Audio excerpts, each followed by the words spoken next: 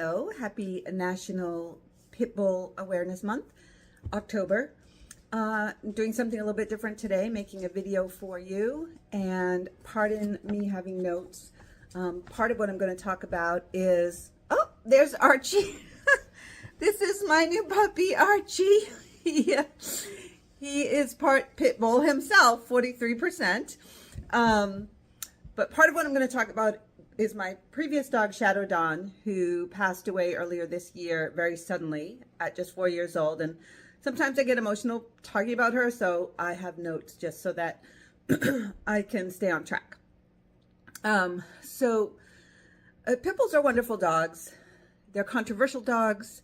A lot of the dogs in this area, in Cambridge, Mass, a lot of the dogs around here, particularly the adopted dogs from the South, most dogs that come up here are at least in part Pitbull. Archie is from North Carolina. Shadow Dawn was from Texas. She was 100% American Pitbull Terrier. So some dogs look more like them or not. Some people have visceral reaction to seeing them. Because I work with reactive dogs can appear very aggressive. When they're pit bulls, sometimes people have a harder time just because there's more judgment. And I think that society and how we see them and how the news talks about them is part of why that happens. I also think that the idea of, hi baby, of it's all in how you raise them has harmed pit bulls. And I don't like that phrase. I don't believe it's true. It's not all in how you raise them, unfortunately. Obviously, if you mistreat a dog, their behavior can go sideways. But I'll explain in a minute why I don't believe it's all in how you raise them. So, I'll tell you a little bit about Shadow Dawn first. So I adopted Shadow Dawn a few months after my first dog, Jake Jasper, passed away. And she came up from Texas. She was very traumatized. She was an extremely traumatized dog. She was beautiful to look at. I'll post a picture of her, although I posted a lot of pictures of her, so you may have already seen her. She was a blue nose pit bull. And this is actually a little necklace. It's a teeny tiny oil painting of Shadow Dawn that has resin over it to keep it safe, that I bought from someone on Etsy. I can link to them as well if you're interested in doing something like that for your dog. So Shadow had been used as a breeding dog. She didn't have any scars, so very unlikely that she was a fighting dog. But she was very traumatized. She had not been properly socialized, as many of the dogs that come up here. And she was reactive, which I knew. And I thought, well, this is my area of expertise. Jake was reactive too. Archie's the first dog I've ever had that isn't reactive. So I thought, okay, it'll be fine. I know what to do. And I did all the things, right? If you've worked with me, you know that reactivity can very much be improved, if not eliminated. So I did all the things, and she continued to get worse. And so I had tried medication, it didn't work. Behavior modification training, it didn't work. Just everything that I knew to do. Consulted mentors in case I was missing something.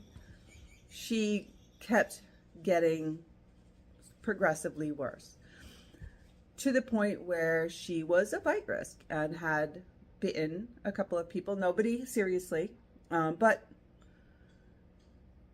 broke the skin, drew blood, and that was with me managing her. So had she gone full tilt at someone, she might have been able to do some serious damage. And it was all fear. She was terrified. She went from 0 to 100. She had no warnings, no in-betweens. She was so traumatized. Everything frightened her. And ultimately, in part because of her behavior, in part because of how she passed away so quickly and mysteriously almost, I believe it was genetic in part, at least, right? She'd had a hard life, so she did have some lived trauma, but she also, I think, had genetic issues. I did not get a autopsy for her, or a necropsy, I think they call them for animals. I just didn't need to know. Once she passed, I didn't need to know. So she had problems that I believe, at least to some extent, were unfixable. Now, to me, at home with me, she was a delight. A delight. She was so sweet. She spooned me in the bed at night. She did everything I asked her to do. She was just a lovely, lovely girl. But she didn't want to go out. And when she did go out, she was terrified to the point where she would lash out. She didn't want to ride in the car. She didn't want to take walks. She didn't want to do anything. She just wanted to be in the house with me. Which, if we lived alone in the woods somewhere, we would have had a great life together. But we don't. We live in a populated area. So she was getting to the point where I was having to maybe down the road think about making end-of-life decisions for her. It didn't come to that because she got sick. So that leads me to why I really kind of hate when people say it's all in how you raise them, because it isn't. Shadow Dawn was 2 years old when she came to me. I worked with her every day. This is my work. This is my passion. I love reactive dogs. I love helping reactive dogs. I know how to do it. I've been doing it for 6 years now, more.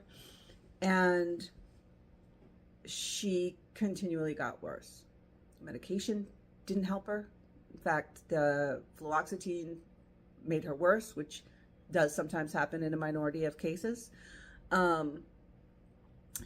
And I raised her right. Now, I didn't have her the first 2 years of her life, but I've worked with adult dogs that were reactive with clients, and the behavior does change. So she was just an extreme case, which happens. Rarely, but it does happen. And so genetics is something that this idea of it's all in how you raise them is overlooked. Genetics is 50% the cause of behavior. So your dog, anyone's dog, is 50% genetically driven in everything they do. And the other 50% is life experience. So if your dog is genetically predisposed to aggression, you cannot raise that out of them. Now, I'm not saying that this is something unique to pit bulls. I've met aggressive golden retrievers. It's from bad breeding or just a genetic mutation specific to that individual, or irresponsible breeding, I should say, rather than say bad breeding, irresponsible breeding, where they're not looking at temperaments or just breeding whatever, like dogs from mills sometimes. Also, when you think about the lived experience, the other 50%, right, their lived experience, dogs can actually be born predisposed to anxiety and fear because their mothers, they were street dogs and had difficult experiences, poor nutrition, just bad living conditions. So you take that 50% genetics, 50% experience, but the whole beginning of their life is a traumatizing experience, living on the street, or maybe even losing a parent. Archie, although he's temperamentally delightful, the mom was picked up pregnant. She died shortly after giving birth to him and his brother, and so he was bottle fed. So even experiences like that can cause a dog to have behavioral problems because they're not learning from their siblings, the socialization factor. Lack of socialization alone does not make a dog aggressive. It makes them fearful. Fear doesn't always mean aggression. Not all reactive dogs display aggression.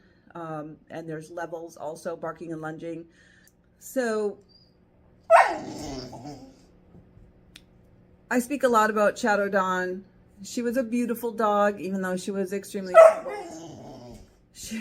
Archie wants to play. And she changed how I see pit bulls. She changed how I talk about them.